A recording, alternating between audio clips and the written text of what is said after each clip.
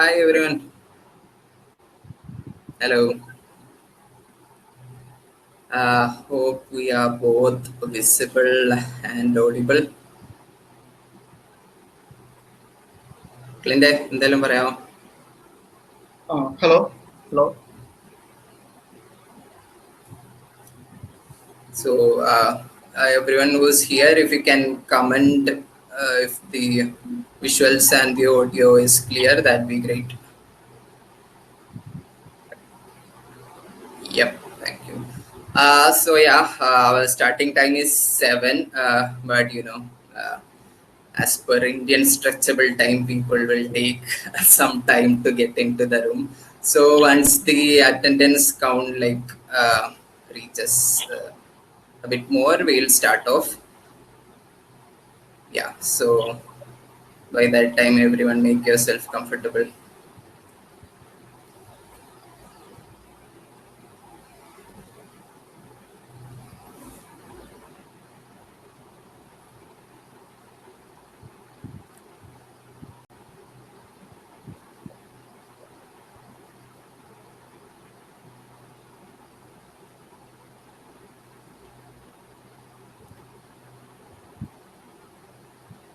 Yeah, I think we can go ahead now. So I'm Abhishek Jacob. I'm part of Progressive Techies. I'm not taking the session today. I'm just here to give you an introduction. So hopefully many of you guys have already heard about Progressive Techies. So we are a welfare and cultural organization of IT employees all across Kerala. So we've been active for around 5 years now, like in different IT parks across Kerala. So our vision is to act as a platform which connects techies from different companies, from different technology backgrounds, and be that meeting platform. That's our intention. And we've been trying to get involved in all the areas that touches a techie's life. So we have a cultural group, we have a travel wing, we have a literary group, we have a sports group, and we try to get involved in the infrastructure and other issues that the techies face in places like, say, Info Park or Smart City in Kochi. So yeah, we've been conducting technical sessions also till now, which were offline until now, and that's when this Corona COVID-19 pandemic hit all of us. So yeah, I hope all of you who are attending the session today, you are all safe and all your family is safe, and you are staying home, staying safe. So when the pandemic hit us, that's when the idea came to us, why not start conducting a set of technical sessions? Because most of us are working from home these days. പലരും പറയുന്നത് work from home ടൈമിലാണ് ഓഫീസിൽ പോകുന്നതിനെക്കാട്ടി കൂടുതൽ ബിസിയും കൂടുതൽ എഫേർട്ടും വേണ്ടത് എന്നാണ്.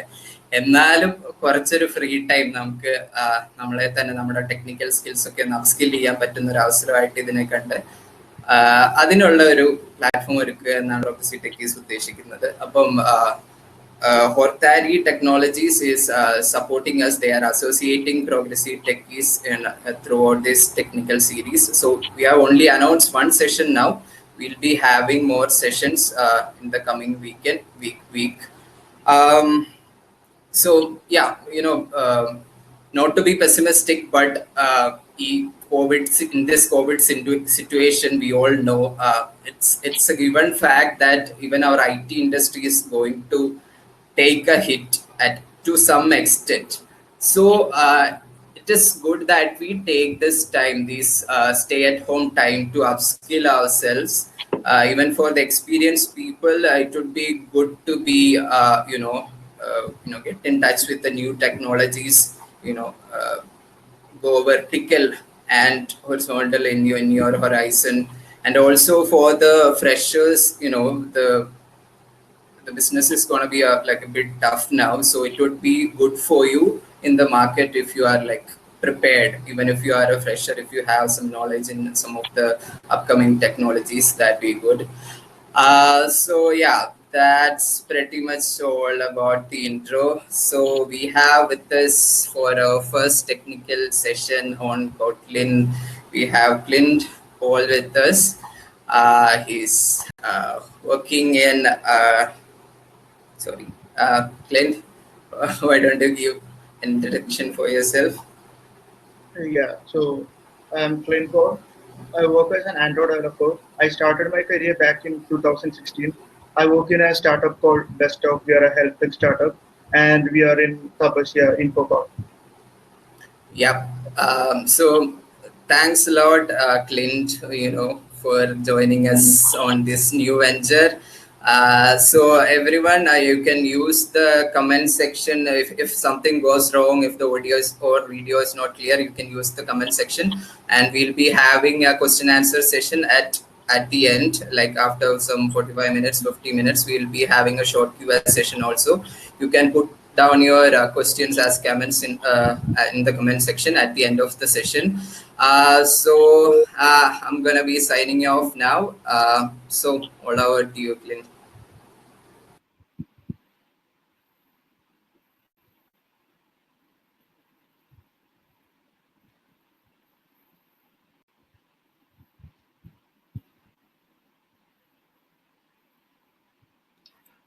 Hello, hello. Am I audible and clear and all?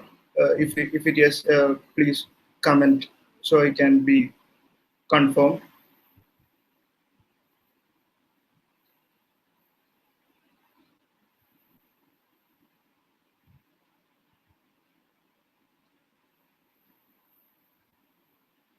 Okay, okay. Thank you. So I think we can start the session now. So before getting into the technical talk, I really hope every one of you are safe from this virus, the global pandemic, because it's a tough time for all of us. I know it's tough time for all people around the world. So I really hope you're all safe. And if you compare our industry, IT industry, with other sectors, it's they are pretty much hardly hit because most of them are not able to go to work. Most of them have lost their job. Most of them are daily wagers. So in that case, for us IT people, we have an option for work from home and also. I really hope this global pandemic has affected you financially really badly or something like that because I really hope you all have still jobs in hand. You all are financially safe. So, coming into the session, I'm really happy to be part of this session because I think this is a very first of a kind, like an online technical section conducted by progressive techies. So I'm really happy to be part of it. And I already introduced myself. I will just give an introduction again. I'm Clint Paul. I work as an Android developer. My major domain is Android. I started working back in 2016, so it's like a 4 years experience in Android. I work in a startup called Besttalk. We are in Tapasi Info Park. So I think that's all about me. So I think we can just kickstart our session. So I think it's better if we not just jump into the programming examples all of a sudden. It will be great if we just to get know about the history of Kotlin. So most of you, if you're coming from a Java background or from a mobile application development background, the chances of you not hearing the term Kotlin is impossible. Like in 2020, if you're coming from a mobile application development background, the chances of you not hearing the term Kotlin is almost impossible. So I started hearing the term Kotlin back in 2017 when Google announced Kotlin as a first-class support for Android development. So that was a great opportunity or great breakthrough for Kotlin because that was a great opportunity or great breakthrough for Kotlin because most of the developers, most of the Android developers, most of the Android developers were able to try out Kotlin in the fully functional Java project because Kotlin supports this interoperability. So that was the big breakthrough for Kotlin when Google announced the support. But the actual history of Kotlin goes way back to 2010 if you really look into it. The JetBrains is the original creators of Kotlin actually. So you might, most of you will know about JetBrains because they create all these popular software development tools for software developers and program managers alike. Few important products are PHP Storm, PyStorm, IntelliJ IDEA, etc.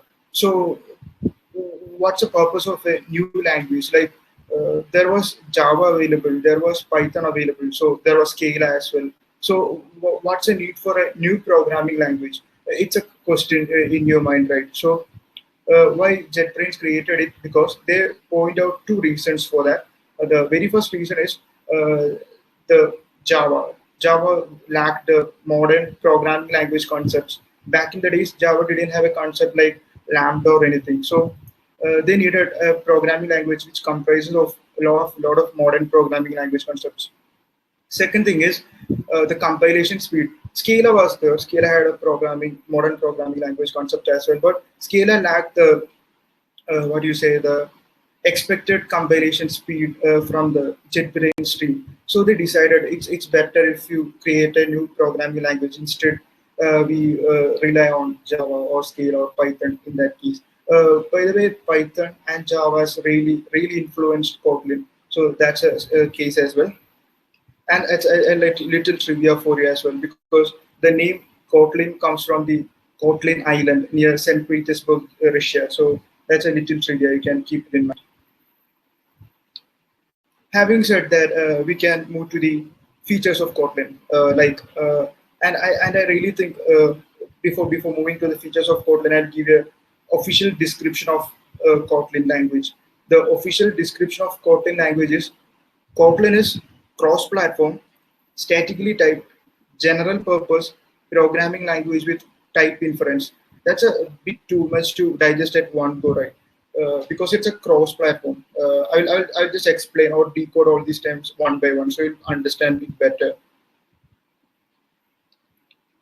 So Kotlin is cross-platform. So what cross-platform means that Kotlin can be used in Android as well as iOS.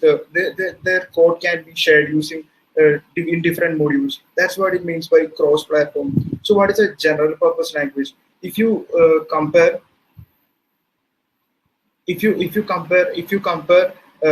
Kotlin with Python, Kotlin is a general purpose language because Python as well. We can see Python in almost all fields like web development, backend development, in the artificial intelligence. Almost all field Kotlin is. I mean Python is there. So Kotlin is also trying to be like a general purpose program. They're already in native, they're already in mobile platform development, they're already in web development. So Kotlin is trying to reach that level. So the other three, like statically type inference and all. So I think it's better if we uh, get into the programming examples right now. I'm not sharing anything actually. Is there any confusion?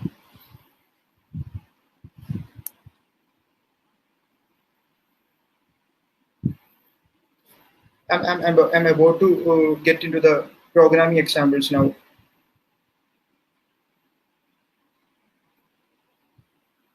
If you have any doubts, please ask. Let me clarify it now. I mean, is there any confusion between us?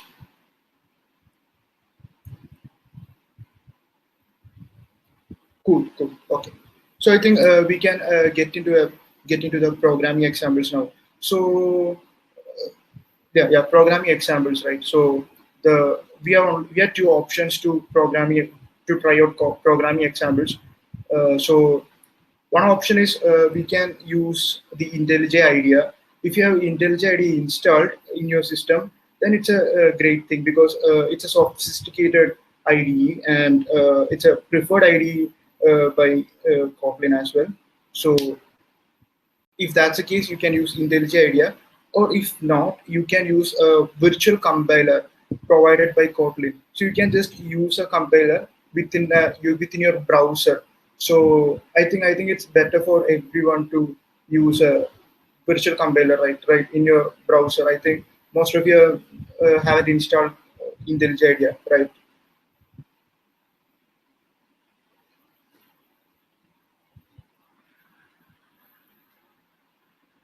So I'll just share a screen now.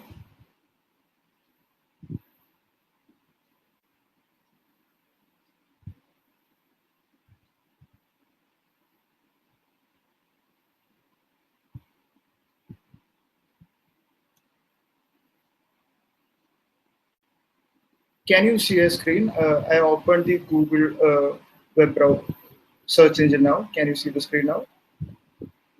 Is it visible?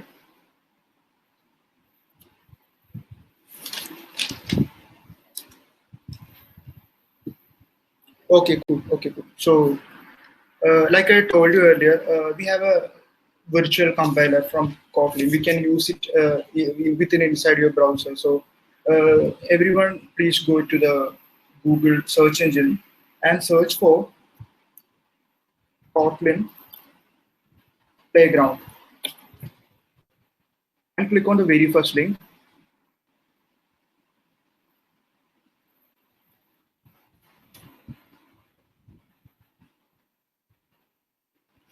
Have you all opened it? Because it's better if you can try out the examples along with me. If not, it's really okay because I think most of the code I'm going to explain it's not really complex or anything. It's self-explanatory, so you will be able to understand. Cool, cool. Okay, so I think most of you have opened the uh, virtual compiler, right?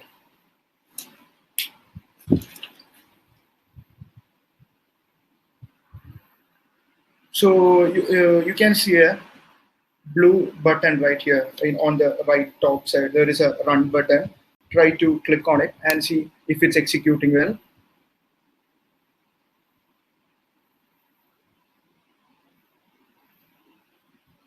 Okay, I think so. That's a executable button. So there we can execute our code and see if it is running or not. So I'm just opening my IntelliJ IDEA. So you can do the same thing in your web browser, virtual browser as well, virtual compiler as well.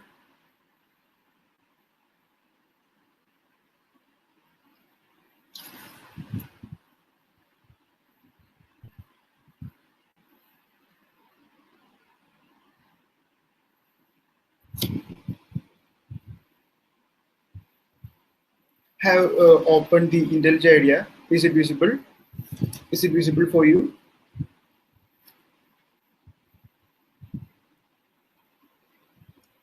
Okay, cool.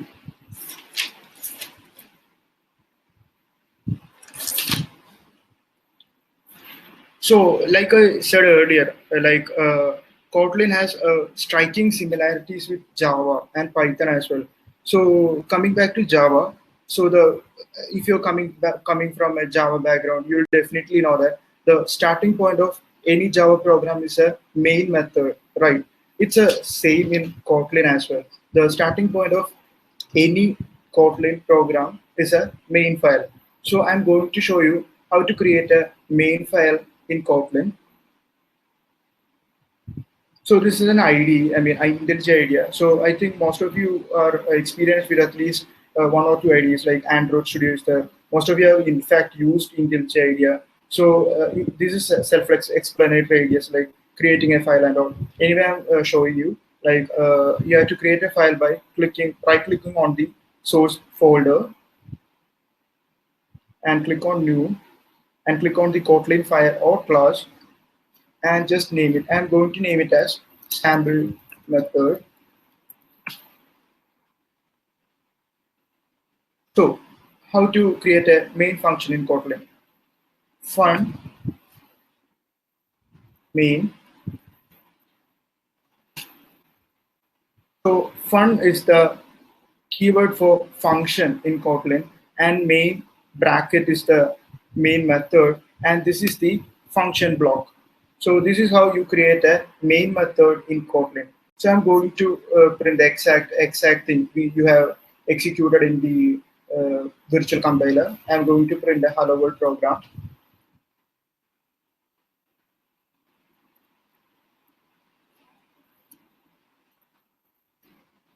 I'm going to print a hello world now.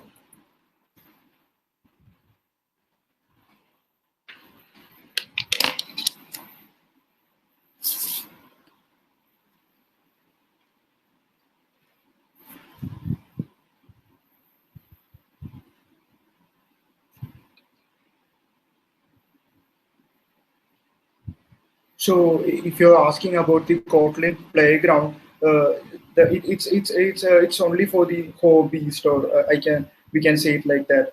Just if you want to try out some code snippet or just try out few of the code. It's not really the virtual compiler is not really project creating capability. For that thing, you have to really use a ID, IntelliJ ID. So you can see that. The code has been executed, and we can see in the terminal the hello world is printed. Cool.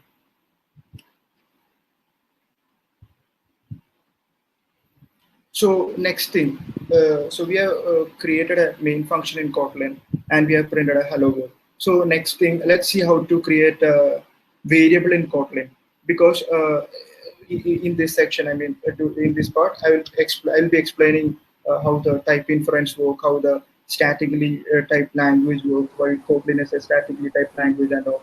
So I'm going to create a variable in Kotlin. In fact, I'm going to create two variables. I'm going to create a variable called name and going to create a variable called count.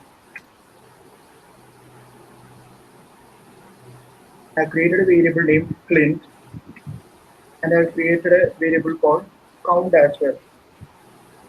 So you will be thinking like it's a strange terminologies and all. If you're coming from Java background, it will be a strange terminology. What all these things are like. So first thing is a val. You will be seeing like what is val and what is var.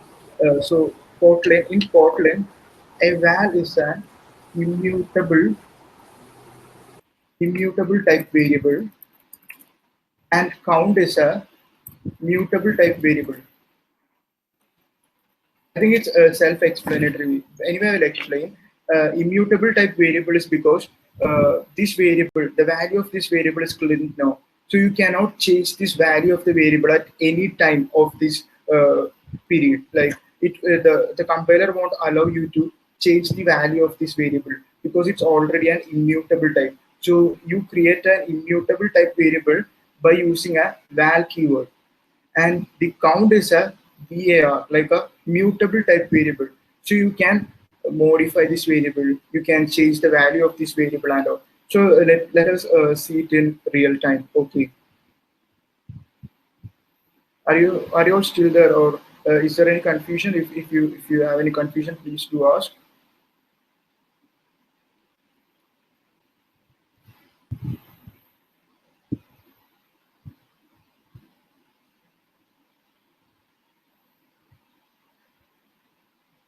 So I'm going to try to change the value of name. It's Clint now, so I'm going to change it as Sanjay or something. So the compiler is already showing some error. Let's see what is it. The compiler is showing an error like val cannot be reassigned. Like I said, it's an immutable type variable. So it cannot be reassigned during the lifetime of this project. So lifetime of this class. So the next thing, I'm going to try to change the value count. Count is 5, right? I'm going to change it as 8. But it can be changed because it's a mutable type variable. It can be modified.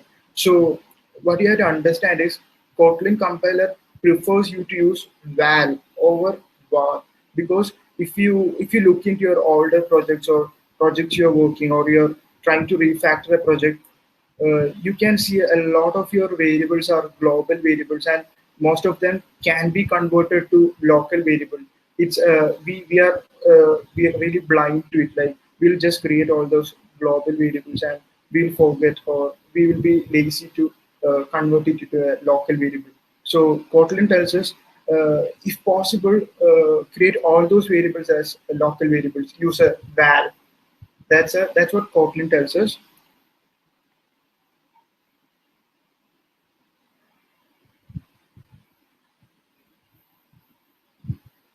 Yes, AB, yes. Kotlin is very similar to the iOS programming language Swift. It has inspired from Swift as well, Swift, Python, Java as well. Yeah. So Dilshad is asking, is the right thing to download the ID, right?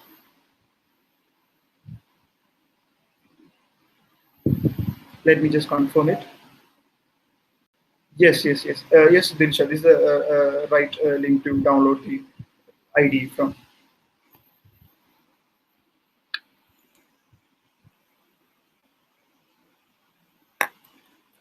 So we have seen the val and VR type. So earlier I told you about type inference, a thing called type inference. So what is type inference? Most of you might know about it, but I will tell you.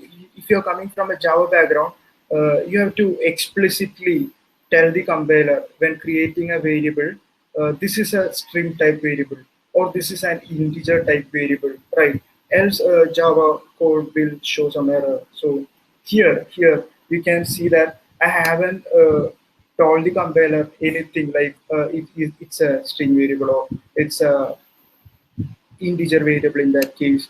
I didn't tell the compiler anything. It just assumed or it just inferred it. So that's what type inference is. The compiler of Kotlin is really intelligent to know the type of the variable, even if you don't explicitly tell it or like it's a string or it's an integer.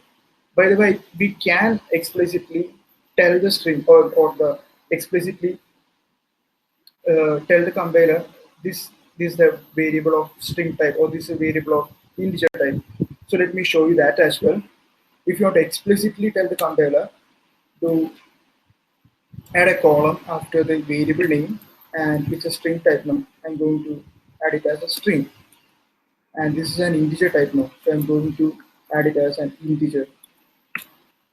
But if you put the cursor around the string or the integer, the Kotlin compiler already tells us why you are giving it a, why you are trying to explicitly tell. I already know it is a string. I already know it is an integer. So please don't do that. Compiler already tells us. So I'm going to remove it anyway. This as well. I'm going to remove it. So I can let's print it out and see if it's working correctly. Name and count.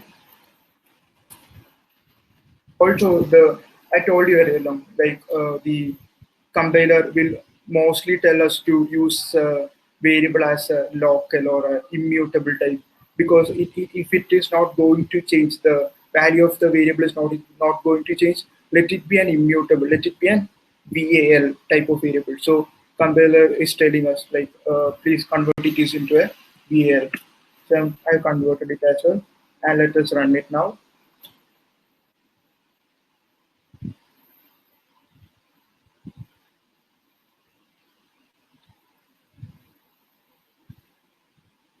So you can see that it has printed Clint and the count as 5, right? So one more thing we discussed earlier, like Kotlin is a statically typed language, right? So what is a statically typed language? A statically typed language is nothing but the type of a variable will be known at the compile time itself. uh, when you compare it with Python and all, the type of the variable will be known at the runtime only. So that is what is called a dynamically typed language. Kotlin is a statically typed language. Let me show you how's that. So this is a variable of string type, right? Clint is a string type. And what will happen if I try to change the type of the variable into an integer later? Like I'm going to change the type of variable count into something like a string, like it's a count. But it's already showing some error, right? What is error? It says type mismatch because we are already assigned or declared the variable as an integer type. So there is in no way the compiler is going to let you do that, like a type mismatch thing. So the advantage of this statically typed language is that we will be able to identify the errors in the early stages of project production, because if you're using a sophisticated ID like IntelliJ, the ID itself will tell us, point out errors like there is something wrong with the type mismatch, so you can't do this. So it's easy for us to identify errors earlier, and it results in faster execution time. So if you're really interested in this statically typed language and type inference, I prefer you to look into more detail because it's a really interesting field. So I'm commenting it out. So far we have discussed about immutable and mutable variable type, and we discussed about type inference and statically typed languages. So are you all okay, or are you fine with it, or do you want me to slow down or anything? If please comment it out so I can slow down, or I can.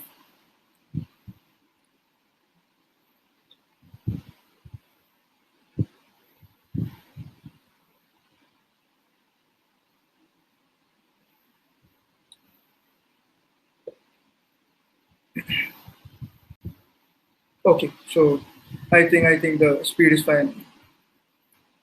Cool. So let us move on to another interesting topic in Kotlin. So if you search or if you look into any blogs like features of Kotlin, what are the advantages of Kotlin over Java or something like that, the very first thing they will tell you is the nullability in Kotlin. So what is a nullability? If you're coming from a Java background, you'll definitely know the null pointer exception. Like it's a really hard job to deal with null pointer exceptions in Java, right? So keeping all this in mind, Kotlin designed this language to handle the nullability as much as possible. So what is a nullability anyway? So a variable that refers to nothing refers to a null, right? And if you try to access that object and try to do something like a print statement or pass it into a function and or in Java it will definitely end up in a null pointer exception because Java don't have the capability to identify if it's a null value or not. The only thing we can do in Java is using a if-else statement, like if this variable not is equal to null, do something else, do something, right? So in Kotlin, they have provided numerous ways to deal with the null pointer exception. So the very first thing you have to understand uh, when dealing with nullability in Kotlin is that all types in Kotlin or variables in Kotlin, or if you define any variable in Kotlin, pardon me. So if you define any variables in Kotlin, it's non-null by default. So let us move back to the programming example. So I think it will be more easier for us to understand, right? And changing it back to VL.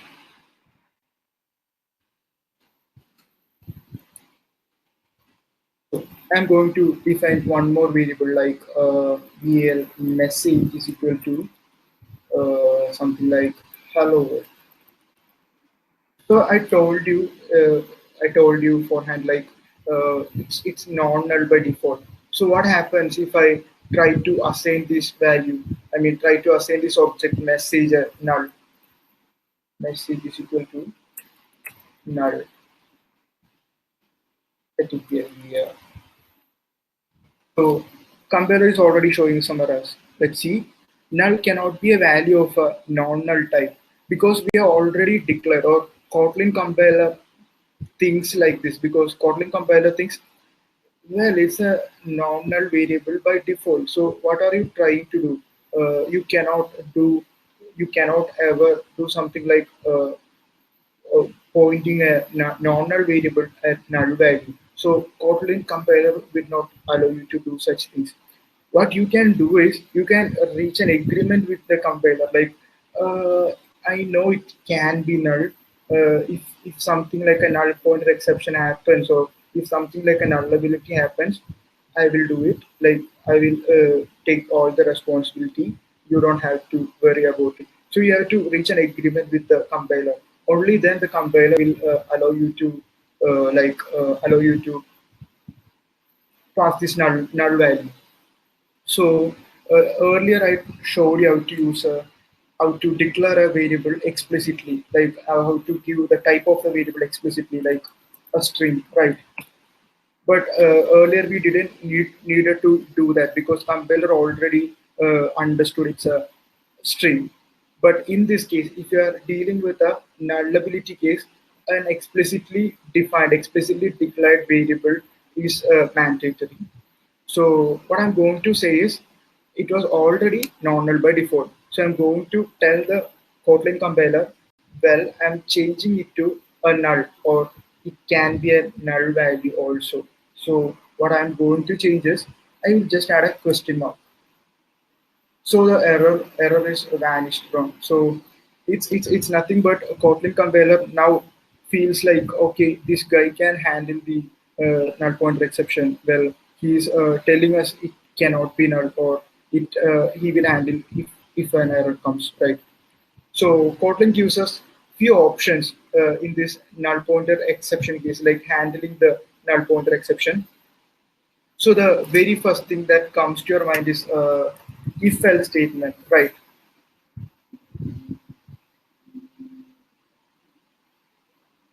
So the very first thing that comes to your mind, I'd like to handle the null pointer exception is using an if-else statement. So I'm going to use that first.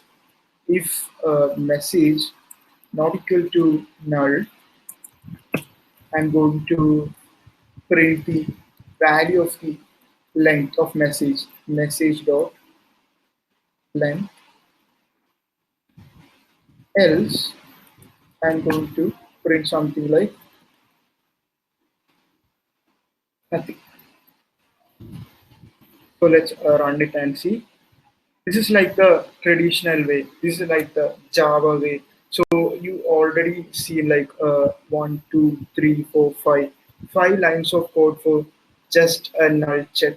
So it's not really the way Kotlin wants you to do it, because Kotlin is all about concise. Kotlin is all about real robust code. So they don't really want you to write a bunch of code, 5 lines, 6 lines, 10 lines of code to just deal with the null pointer exception. So the very first option they're giving is something like a safe code operator. I'm going to comment it as conditional. A safe code operator. There's something called a safe code operator. And again, I'm trying to print the length of the message dot length. But the compiler will throw us an error because we are just trying to access the null defined variable. So we are telling the compiler that hey, even though it's null value, I really hope there must be some value in it later. So the compiler is still unsure, right? Compiler is still unsure about you. Like it might be thinking maybe there can be null. So I won't let this guy to uh, use it straight away. So you have to do something like a safe code operator. What you will do is add a question mark after this message variable. So what happens is it will evaluate this statement first, like a message. It will evaluate if the message is a null or not. If the message is null, it won't go to the length part. And if the message has some value, it will go to the length part. So let us print it now and see. I'll comment it out.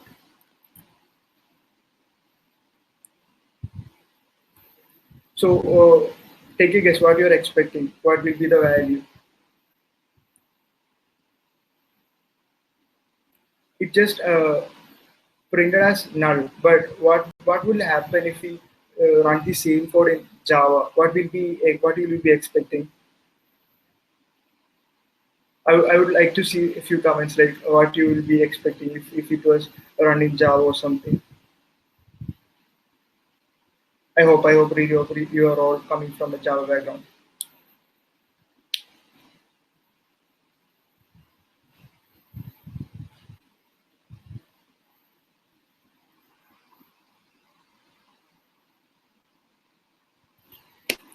Yes, as you also suggested, it will end up in a null pointer exception. Definitely, if you're coming from a Java background, if you access this null value, it will definitely end up in a null pointer exception.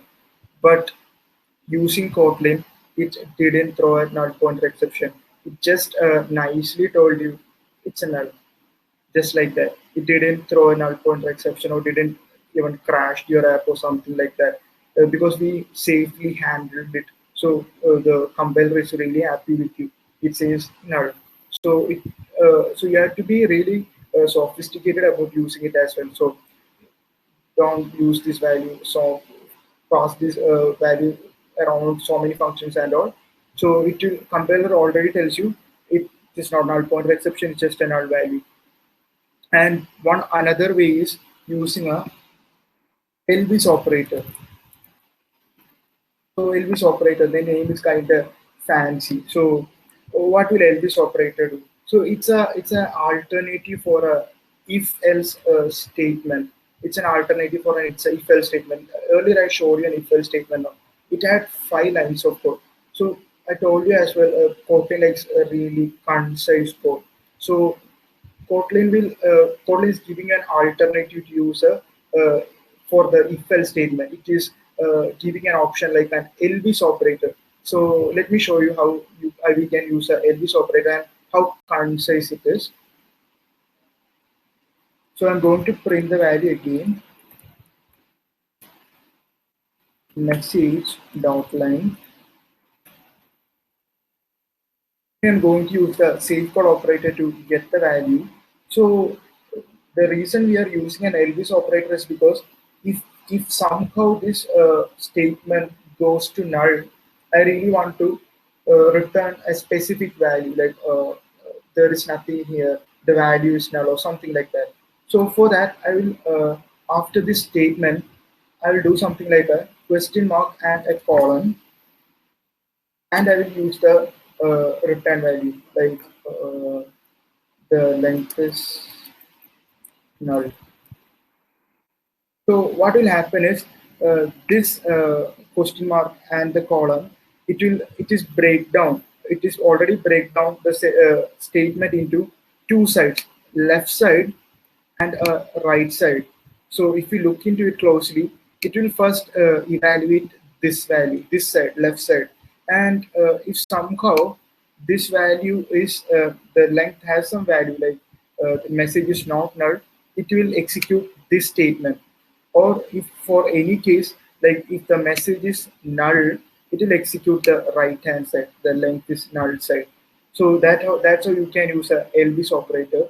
I will just run it again and see.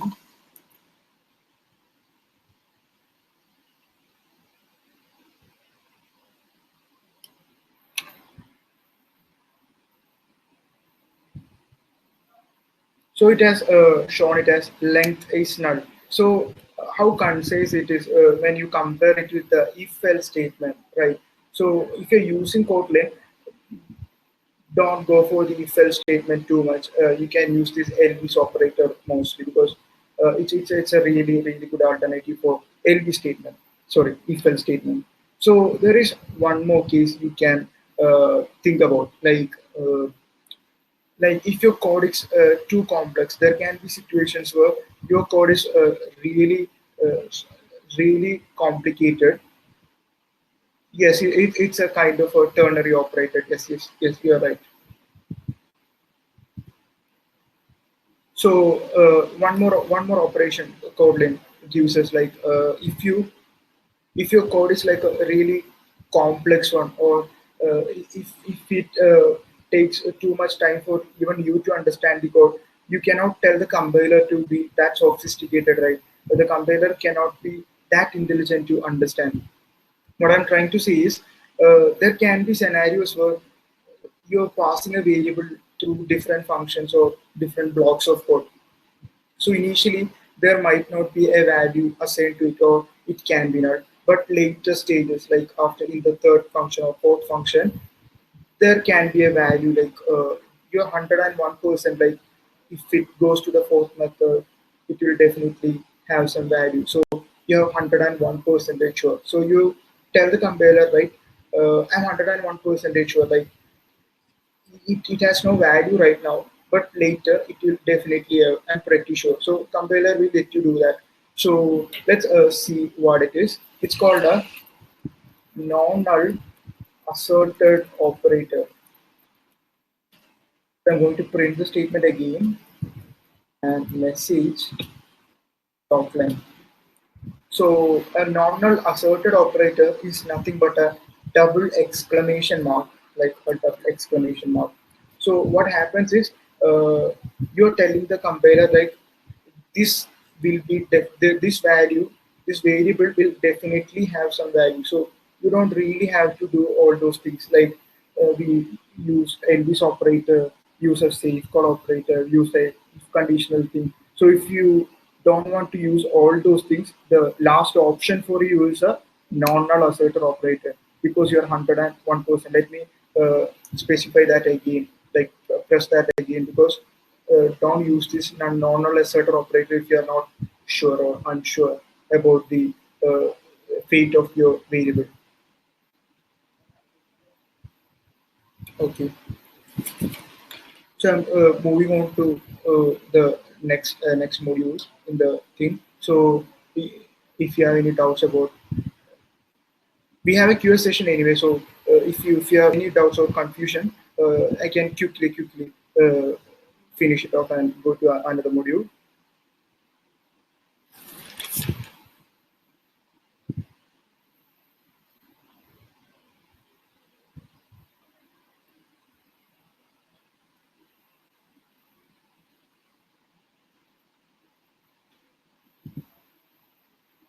I think everything is okay, right? So let me go to the next module.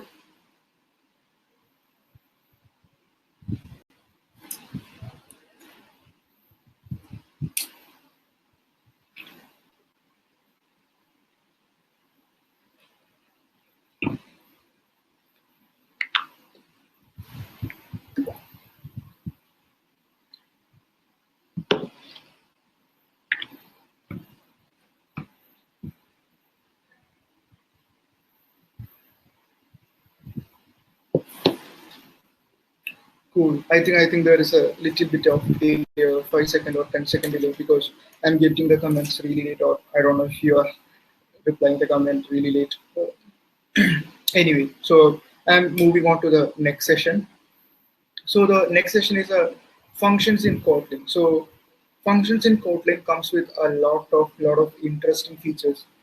So all of the modules in Kotlin is actually really interesting if you study it. So the functions in Kotlin also comes with a lot of interesting features. So let me show you how to create a function in Kotlin now.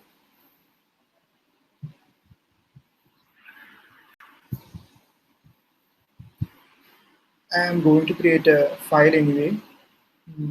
I name it as functions. Already there is some function, so I'm going to name it something else like functions 2 or something. So the very first point of a Kotlin file is a main method, right? So you can use a main. So this is another thing. You don't really have to type fun main and type all the boilerplate code.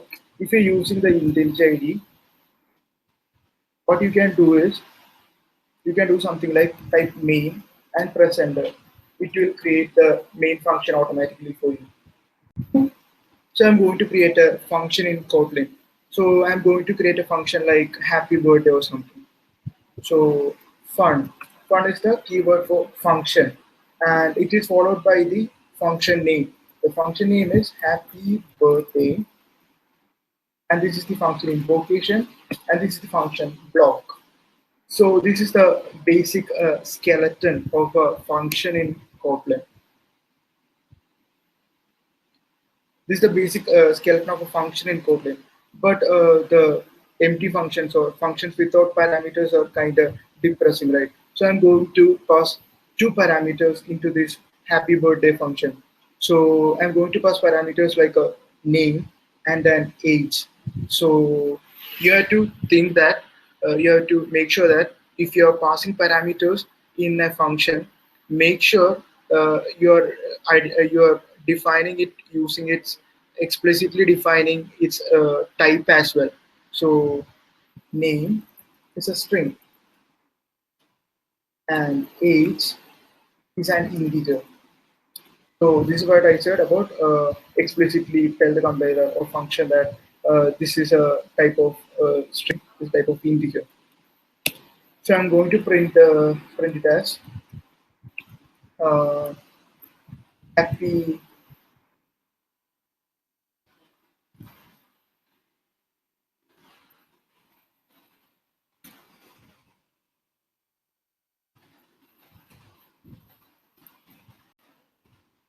So let's see how we can call this function. So it should print as happy. The age will be like happy 24th birthday Clint or something like that. So I'm going to something like happy birthday. We have already assigned two variables. So you have to pass two variables, right? I'm going to pass the name as AP and the age as 24 or something. So let's run it and see. It should print as happy 25th, 24th birthday AB, right? Let's see now.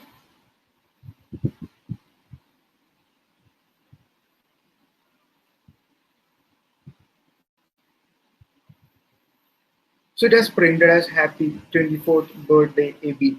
So there can be a scenario like you want to return something from your function, right? So I'm going to return a string variable. So if you want to return something using a function, add a colon after the function invocation and define the return type. I'm going to return a string variable. So it's a string. So let's change this as return. Return is the same as return in Java. Return.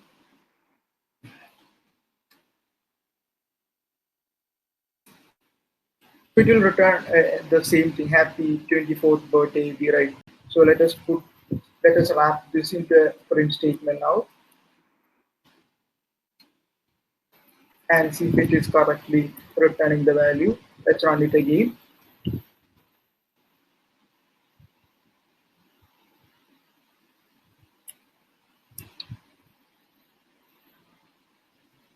So it is executed as happy 24th birthday AB, right? So, like I told you earlier, Kotlin functions comes with a lot of interesting features. One of the interesting feature is like a one-liner function. So it is self-explanatory, right? A one-liner function will be the function definition will be a single line. So you define like a open and close the curly braces and return something. It's a lot of boilerplate. So there is something like a one-liner function as well. So you can use it to like a simple statement, like simple scenarios. You can use a one-liner function. So I'm going to show you how to use a one-liner function.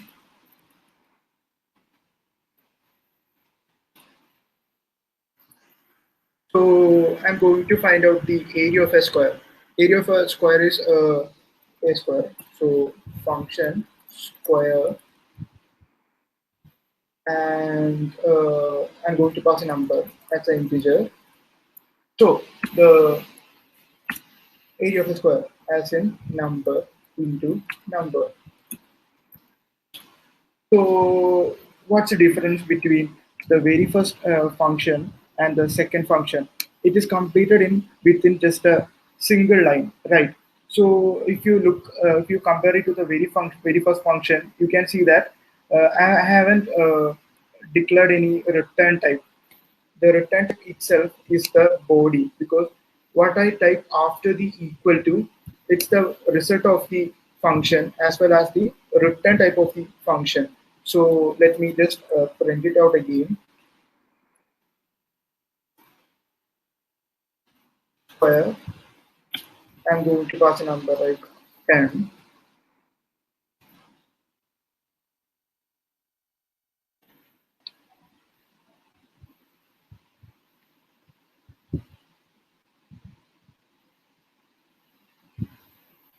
So it has printed the area of a square like 100, 10 into 10. The advantage is that it is so concise. It don't have any boilerplate code. We didn't even mention the return type as well. It identified the return type using the type inference, and after the equal to, is the body of the function, and it itself acts as a return type as well. So one other feature of Kotlin is the thing called function overloading.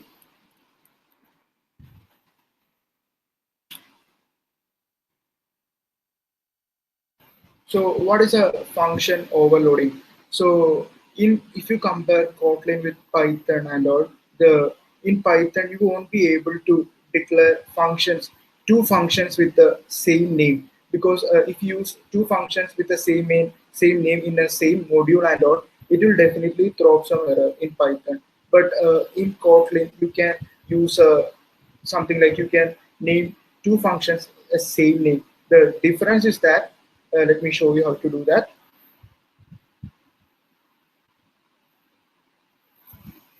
I'm going to find the perimeter of a rectangle. So area of rectangle,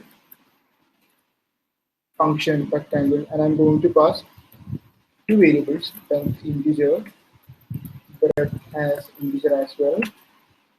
I'm going to use a one-liner function here as well, like equal to length into breadth. So I created a function of rectangle. So what if I create a function of rectangle one more time? I'm just copying it. The compiler is throwing some error, but I told you, right, we can definitely create two functions with the same name. So what's the difference? The difference is that the compiler will first look into the parameter list. Compiler will never really care about the function name. It will look into the parameter list first. So I'm going to change the parameter of length and breadth into a double. So now the compiler is not showing any errors, right? It has identified it as two different functions. It don't really care about the name of the function. So I'm going to print the value as well now, rectangle. So 10 comma 10. So uh, it is pointed to the first function because I passed the integer variable as length and breadth. Let me pass one more variable. Let me call the second function as well, rectangle as 110.5 comma 100.5. So it is pointed to the second function because it already understood that we are passing double variable. So the first function has integer, the second function has double. So it will just link to the rectangle, the second function.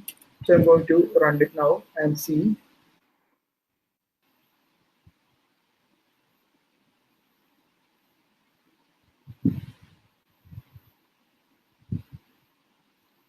So it is printed as 100 and the 100.5 to 100.5.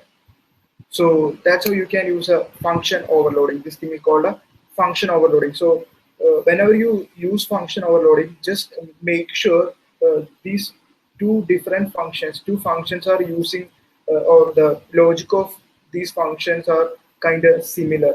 Or what happens if two different functions are using entirely two different logic is that it will be hard for you to debug. It will be really confusing for you later stages. So if you're using function overloading, just make sure you the logic of the function are similar or something like that.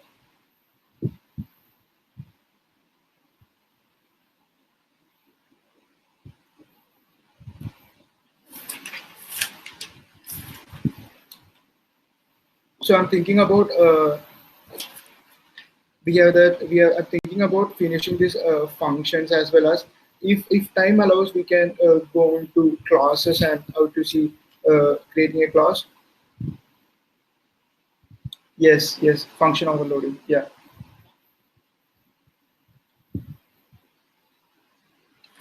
So if time allows us, we can move on to classes and constructors as well. I'm not sure if we will be able to do all those things because the function, this module is kind of have few more features, right? Little more features we can use later, or interesting features. It will really help you to control your code, give a lot of control to your code. So I'm going to uh, Pardon me.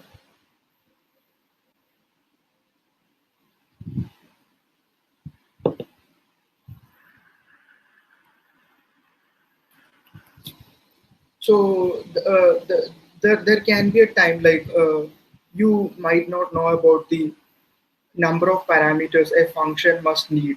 Like you will declare a function with just one parameter, but later you will realize that, oh, this function should need at least three or four parameters, or at least it can be dynamic. So you don't know how many parameters a function can have. So there can be a situation like that. No. So we can use in that cases a modifier from functions in Kotlin, a modifier called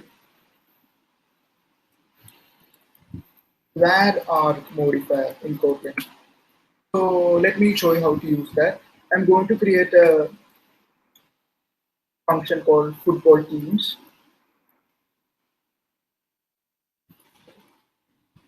and I'm going to give two parameters. Name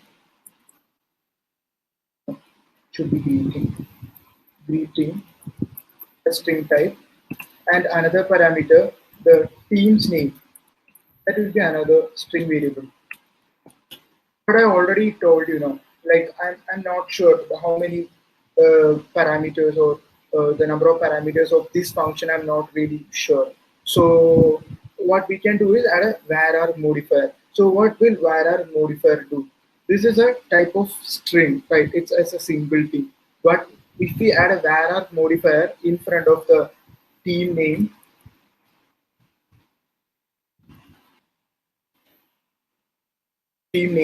it will convert this type of string into a type of array of string. So it's a array. It has changed into an array already. So we are dealing with an array now. So I'm going to put this value into a loop. We are not going into the loop sections and all. If time allows, we can. But I'm going to put it in a loop anyway.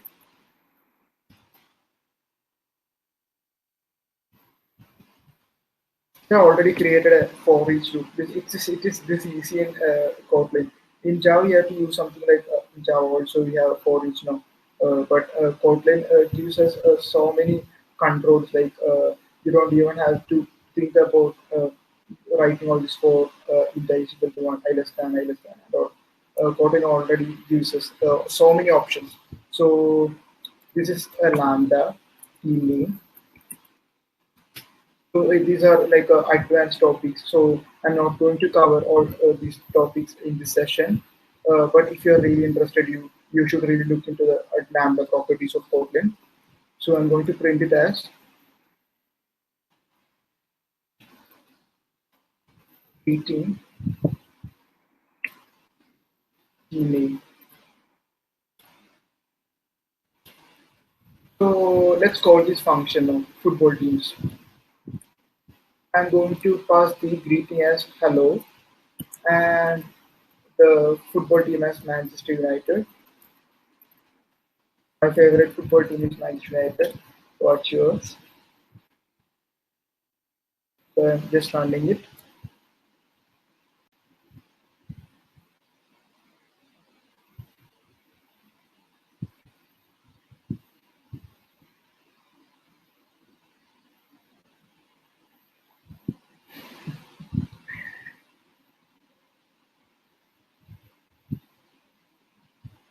Something just happened. This let me look. Uh,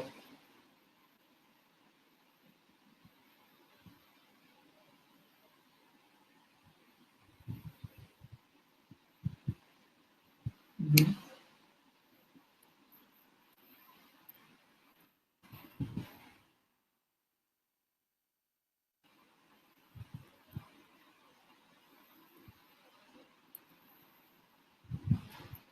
I'm going to call it again and see football teams. Pass the greeting as hello and name as Manchester United.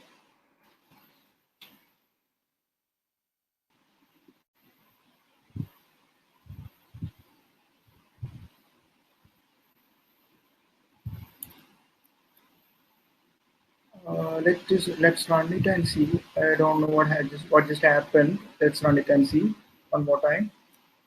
Is it because my ID got confused or something like that? Let's see.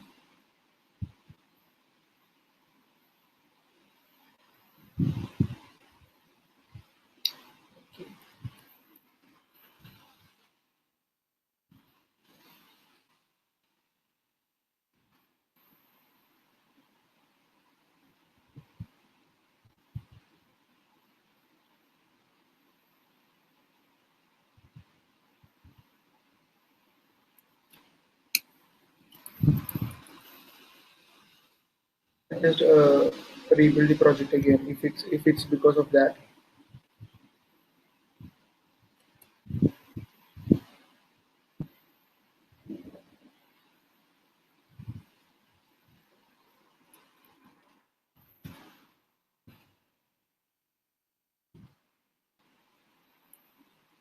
It's pointing to it, but it's not really printing the value. It's curious.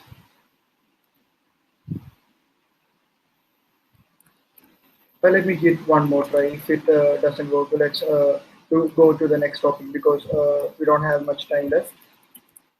But it worked earlier, but this can happen, right? Mhm.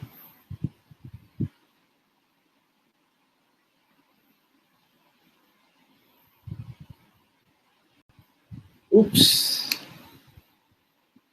that's a brilliant mistake, right? I'm trying to call the function inside the function block. Nice. This can happen. Nice, nice. It happened in a live coding session. Nice. So what I was trying to do is I was trying to call the function inside the function block. That's why it didn't really print it or anything. But it's curious that it didn't show any crash or anything. So let me run it again and see. Sorry guys, I'm not just looking into the comment section because if I'm inside the IntelliJ, I can't see the screen properly. So it shows the hello Manchester United. So, like I said earlier, it already turned this string variable into an array, right? So you can pass one more variable, like I'm passing one more team like Barcelona, and I'm going to pass one more line like Real Madrid.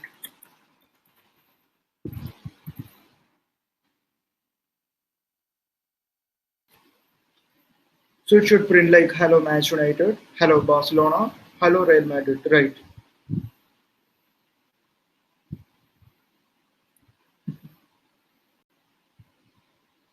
So it has printed as hello Manchester United, hello Barcelona, hello Real Madrid. So using this var modifier, you can change the type of variable into type of an array. So you don't have to really worry about the number of arguments in a function, number of parameters in a function. You can dynamically pass it. So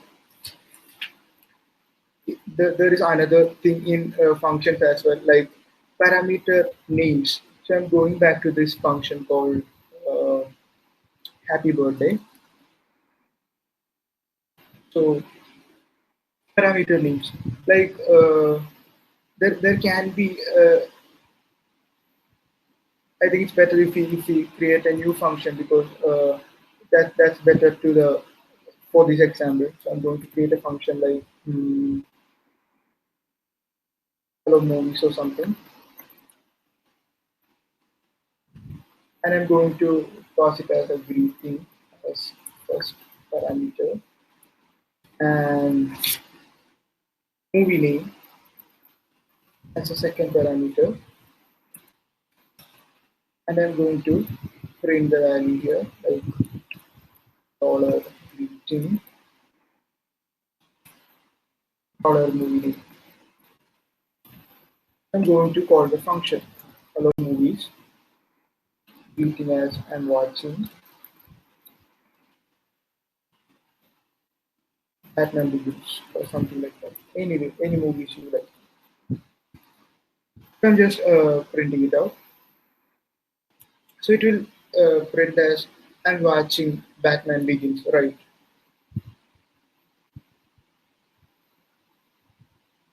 So it is printed as I'm watching Batman Begins. But uh, think about this: like if your function has a lot of arguments, like 5 or 10 number of arguments, there's a huge chance that you mix up the variable names. You might even in this function, what will happen if we mix up the variable order?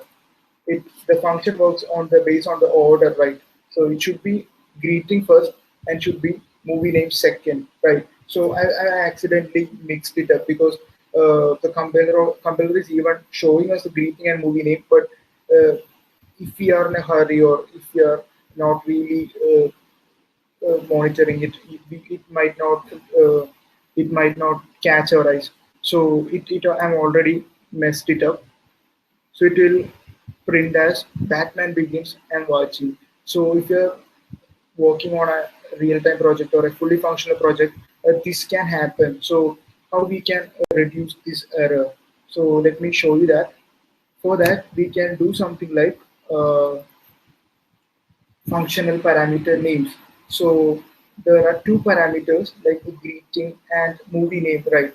So I can use this parameter here and pass argument values. So greeting, I just type greeting, and in the after the equal to, I will pass equal. I will pass the value for greeting like hello and watching, and for the movie name, I will pass something like Shawshank Redemption. So let's run it now.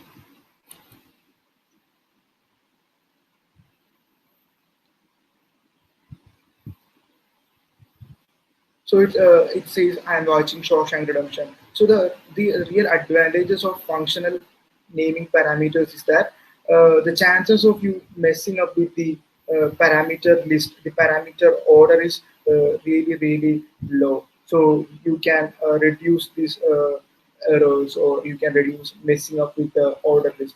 That's how you can use a functional parameter names. And one more thing before the closing of the functional module, there is something called a default parameter as well. So what will happen before that?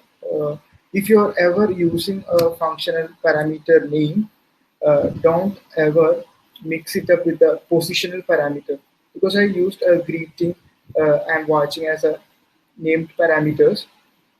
What if I use a positional parameter here, like Batman? It will show an error because it says mixing named and position arguments is not allowed. So if you're starting off with named parameters, just go with that. Don't just mix up with a named argument and position. So just change it as this way. So the other is the default parameters. So let me show you how to use a default parameter. So I'm going to pass greeting as, I can do something like equal to and watching.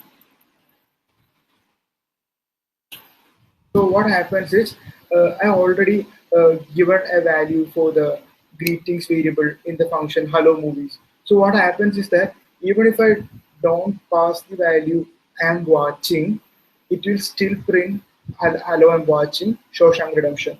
So let me cut this variable from here and run it again.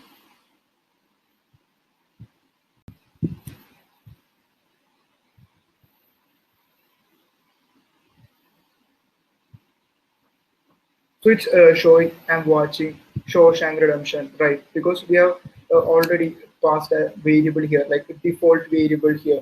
So I can do something like here as well and passing a default value like Batman Begins. And the funny thing is that I don't even have to pass a variable here. If the compiler already have two variables in hand, like a greeting and a movie name. So compiler don't really want you to mandatorily pass those two variables. So let us run it and assure it.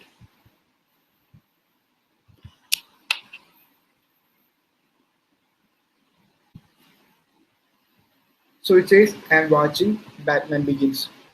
So this is how you, I think in this session, in the function session, we have learned about how to create a function in Kotlin, how to use the function overloading, how to use the one-liner function, var modifier, named parameters, default parameters. So it's a kind of lengthy session about function. So it's natural that you will have doubts, like big doubts about functional parameters. I mean functions in Kotlin. So you should really put some time into it and look into the documentation as well.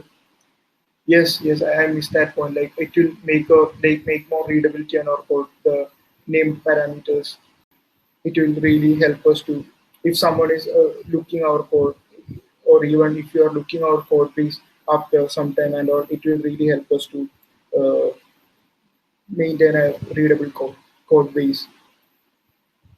So I think it's already 8:17. I wanted to look into classes in Kotlin and constructors in Kotlin, but if you want to complete the session now or close the session now, we can discuss it later. So that's up to you. Hey, Glenn, Abhishek here. Hi, Abhishek. Yeah, so I was running a few polls in the background. Oh, Hope that wasn't a disturbance. And yeah, I was asking these people if they would be interested in part two of the Kotlin okay. session. And it's an unambiguous 100% yes to that.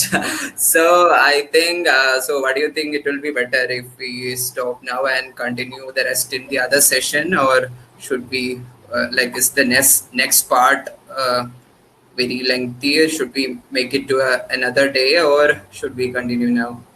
I think I think It's up to the audience also. okay. I really think, I mean, already it's a bit too lengthy. If someone is coming from fresh about Kotlin and all, already Mhm. it will be pretty big modules for them. So I prefer the second session. But if anyone wants me to continue, I will finish it off.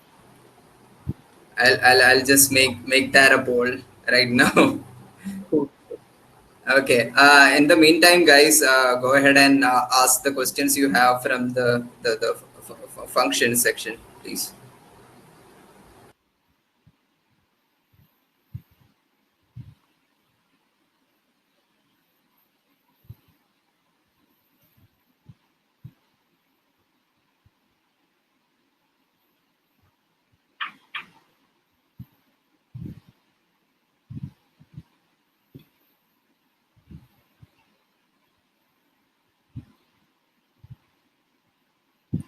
Yeah, actually, I didn't really took the OOPS concept because it will be a vast topic. Like in Kotlin, we can discuss like OOPS concept. There is reactive programming, and there is something like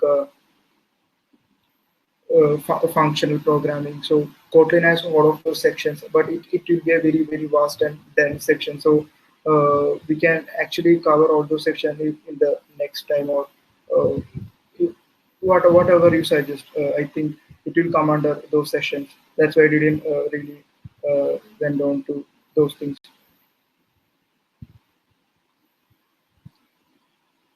Yeah, function overloading and function overriding comes under the polymorphism. Yeah.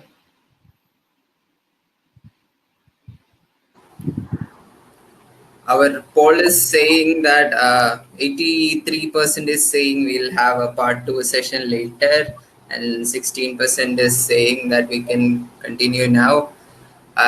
So, what do you say, Clint? If it's okay with you, can we like host another sessions in the coming week? Yes. I mean, I think we can, if the majority looks for the part two and all, let's Yeah, move that. definitely. I think we can So, spend some more time for the QA session, right? you're asking me. Sorry, I didn't get you. Yeah, can we like spend, so we'll stop the session now and spend say 10 more minutes for question answer? Sure. Yeah. So someone already asked, unbelievably by now. when you are given a requirement to develop app for both iOS and Android, which do you choose, React Native or Kotlin? So it's a really good question because already told you like there is this uh, we can use the code base for both Android and both iOS as well. So in the morning we were looking something like this iOS and Android code base. So it's like it's still in a beta or it's still they're still trying to work on it. So it is not really stable yet, but uh, but it is really rapidly developing. But if you have an urgent requirement or anything, it will be better use React Native or in that case Flutter or anything. I really prefer using Flutter for that case. Kotlin, it's really maturing now, but not really completed as well.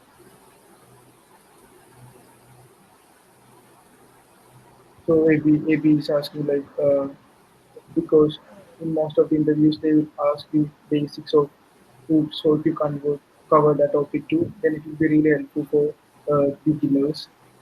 Yes, I understand that. So in the next sessions, we'll try to cover all those things. Yes, thank you so much for watching it. So can we do it over weekends? Asim is asking. So we'll discuss it with the people of progressive techies, like they're deciding all those things. So the Asim is asking that as well. It or weekends because okay. Yeah, so Clint, I have a question. So, Not, no, not directly technical. okay. I'm an Android developer as well. So I'm wondering, uh, as a developer who knows only Java till now, should I be worried? Like, do you think Google will completely replace Java with Kotlin in the future for the Android SDK? The chances is that they're giving a first class support for Kotlin. Like even if you uh, download a new Android Studio and if you try to create a file and all, the very first thing will be coming like a Kotlin. Even they don't let you, they'll let you as well. But the Java is like an optional now. Like Kotlin, it comes as the very first option when you create a Kotlin. So it's a definitely everyone should learn about Kotlin. I mean, not only for Android development, it is really rapidly growing into other fields as well, like web development, backend development, and all sorts of development fields. So in Android, it's definitely maybe in 1 or 2 years Kotlin only because if you check into the earlier developments in Kotlin or Android in that case, they're trying to uh, dismiss or they're they're trying to not use the XML development. In that case, they're going behind the following the Flutter's design tools like we can write the code in the Kotlin file as a Kotlin. In Kotlin language, we can create designs as well. So chances that Kotlin will be the friend end or very first preference for Android development, and I think everyone should look into Kotlin.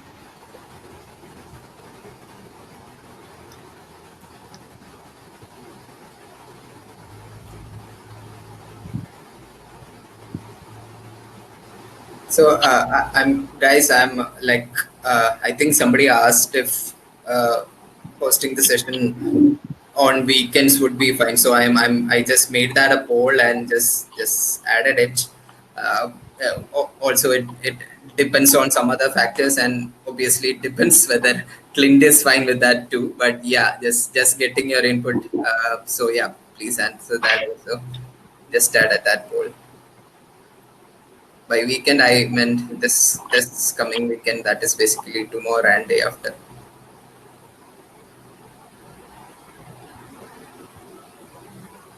So, guys, any other questions in the comments?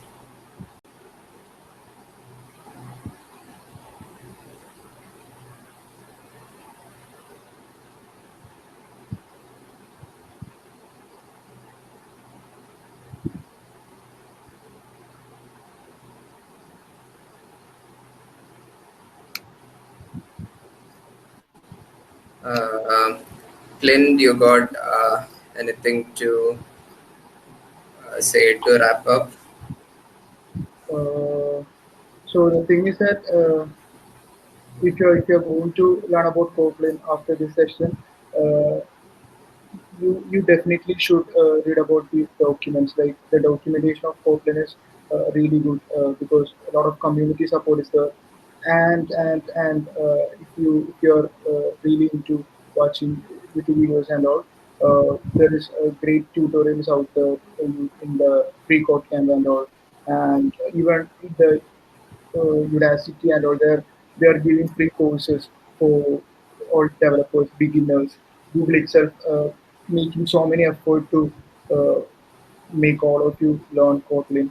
So if you're really interested, you should really look into all those things. That's all. Thank you.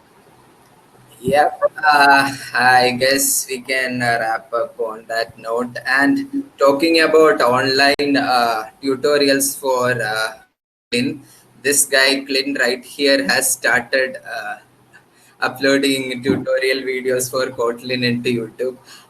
We will be sending you all out, all the attendees, an email like with the form for suggestions for the future sessions, and we'll make sure we'll send Clint's YouTube channel link along with that for more Kotlin sessions. So thanks a lot, Clint, for uh, doing this with us on our first ever online tech session. And thanks a lot everyone who attended. And well, as per your request, we'll try to do a follow-up session on this introduction to Kotlin part 2. Hopefully we can get into classes and more complex concepts on that. So thank you all once again. We'll be having different sessions on different technologies in the coming weekend. Uh, we'll post the links to our tech WhatsApp groups on the follow-up email we'll be sending out to all of you.